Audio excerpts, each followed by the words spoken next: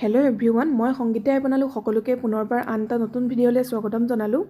আজি প্ৰায় সকলোৱে খাই ভাল পোৱা পাতত দিয়া মাছৰ ৰেচিপি এটা লৈ আহিছোঁ।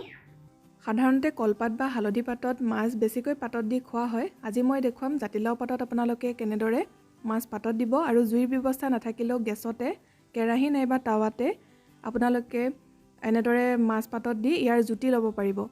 তেনেহ'লে আহকচোন বেছি দেৰি নকৰোঁ, ভিডিঅ'টো আৰম্ভ কৰোঁ। আশা কৰিছোঁ আপোনালোকে ভিডিঅ'টো চাই ভাল পাব। এয়া মই অলপ ডাঙৰ চাই ৩-৪ খিলামান জাতিলাও পাত এনেদৰে কাটি লৈছোঁ। লগতে 2-3 খিলামান মান ধনিয়া পাতো ছিঙি লৈছোঁ। এতিয়া এইখিনি খুব ভালদৰে ধুই ল'ব। জাতিলাও পাত এয়া মই 2 খিলা দি ল'লোঁ। এনেদৰে 2-3 খিলামান দি ল'ব, তেতিয়া টোপোলাটো বান্ধিবলৈ ভাল হয়। আৰু ইয়াত লৈছোঁ মই বৰিয়লা মাছ কেইটামান, পেটু গুচাই ভালদৰে ধুই লৈছোঁ। আপোনালোকে ইয়াতে যিকোনো সৰু মাছ ব্যৱহাৰ কৰিব পাৰে আৰু মাছ নিজৰ হিচাপত দি ল'ব। লগতে দিছোঁ এয়া অকণমান আদা সৰু সৰুকৈ কাটি দিছোঁ। 4-5 ফুটামান নহৰু এনেদৰে পাতল পাতলকৈ কাটি দিছোঁ। লগতে দিছোঁ 3টামান কেঁচা জলকীয়া এনেদৰে ফালি দিছোঁ। আপোনালোকে জলকীয়াটো নিজৰ হিচাপত দি ল'ব। আৰু দিছোঁ 2 খিলা মান ধনিয়া পাত। ইয়াত আপোনালোকে আদা পাত থাকিলে আদা পাতো দিব পাৰে বা নেমু পাতো দিব পাৰে, তেতিয়া গোন্ধটো ভাল লাগে। লগতে এয়া দি দিছোঁ সোৱাদমতে নিমখ। আমি পাতত দিয়া মাছত হালধি ব্যৱহাৰ নকৰোঁ। আপোনালোকে যদি ইচ্ছা কৰে অকণমান দিব পাৰে, কাৰণ কিছুমানে বগা হৈ থাকিলে ভাল নাপায়। আৰু এতিয়া গোটেইখিনি ভালদৰে সানি লৈছোঁ। 2 খিলা কুমলীয়া জাতিলাও পাত আছিলে, সেয়াও মই ইয়াতে দি দিলোঁ। আপোনালোকে এই পাত 2 খিলা পিছত পিটিকা কৰিও খাব পাৰে, সেয়া খায়ো ভাল লাগে। আৰু এতিয়া এনেদৰে টোপোলা এটা নিচিনা কৰি লৈছোঁ। আৰু এডাল সূতাৰ সহায়েৰে এইদৰে বান্ধি লৈছোঁ।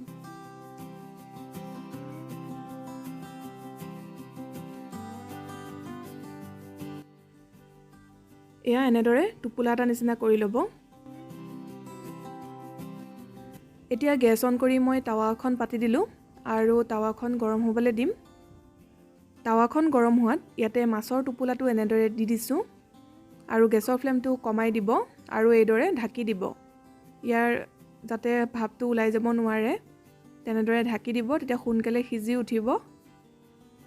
এতিয়া কম জুইতে 15 পৰা 20 মিনিটমান সময়ৰ কাৰণে সিজিবলৈ দিব লাগিব। 15-20 মিনিটতে ধুনীয়াকৈ হৈ যায় আৰু মাজে মাজে লৰাই থাকিব। এয়া মই 5 মিনিটমানৰ পিছত এবাৰ লুটিয়াই দিছোঁ। এইদৰে সাৱধানে লুটিয়াই দিব। এতিয়া আকৌ ঢাকনিখন লগাই দিছোঁ। এনেদৰে 5 মিনিটমানৰ মূৰে মূৰে লুটিয়াই থাকিব আৰু 15 পৰা 20 মিনিটমান সময় একেবাৰে কম জুইত সিজিবলৈ দিব।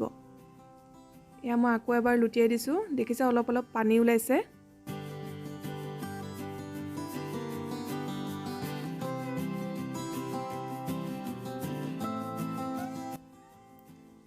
এয়া মাছকেইটা ধুনীয়াকৈ সিজি উঠিলে দেখিয়ে ধৰিব পাৰি পাতখিলা এনেকুৱা ধৰণৰ হৈ যায়গৈ। আৰু দেখিছে অকণমান ফাটিও গৈছে। এনেদৰে বনাবলৈ একেবাৰে সহজ আৰু খাবলৈও বহুত ধুনীয়া হয়। 15-20 মিনিটমানতে হৈয়ে যায়। কম জুইত এইদৰে সিজাই ল'ব। আৰু জাতিলাও পাততে দিব লাগিব বুলি কথা নাই, কলপাত বা হালধি পাত এনেধৰণেও আপোনালোকে দিব পাৰে। আৰু তাৰো যদি ব্যৱস্থা নাই তেতিয়াহ'লে ফইল পেপাৰতো এইদৰে মাছ পাতত দি খাব পাৰে। এয়া দেখিছে মই টোপোলাটোৰ পৰা মাছকেইটা উলিয়াই লৈছোঁ।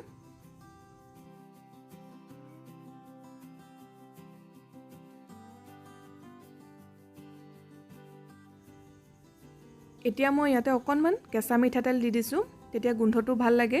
যদি আপুনি ইচ্ছা নকৰে তেতিয়াহ'লে নিদিলেও হ'ব। আৰু গোটেইখিনি ভালদৰে সানি লৈছোঁ। এয়া আমাৰ পাতত দিয়া মাছ খাবৰ কাৰণে ৰেডি হৈ গ'ল। আপুনি যদি আগতে এনেদৰে খোৱা নাই তেতিয়াহ'লে এবাৰ নিশ্চয় বনাই খাব আৰু কেনেকুৱা পালে মোক কমেণ্ট কৰি জনাব। যদি ৰেচিপিটো চাই ভাল লাগিছে তেতিয়াহ'লে প্লিজ লাইক কৰিব, শ্বেয়াৰ কৰিব। আৰু যিসকলে চেনেলটো এতিয়ালৈকে ছাবস্ক্ৰাইব কৰা নাই, ছাবস্ক্ৰাইব কৰি কাষতে থকা বেল আইকনটো প্ৰেছ কৰি অল কৰি ৰাখিব, যাতে আহিবলগীয়া ভিডিঅ' ন'টিফিকেশ্যনবোৰ আপুনি পাই থাকে।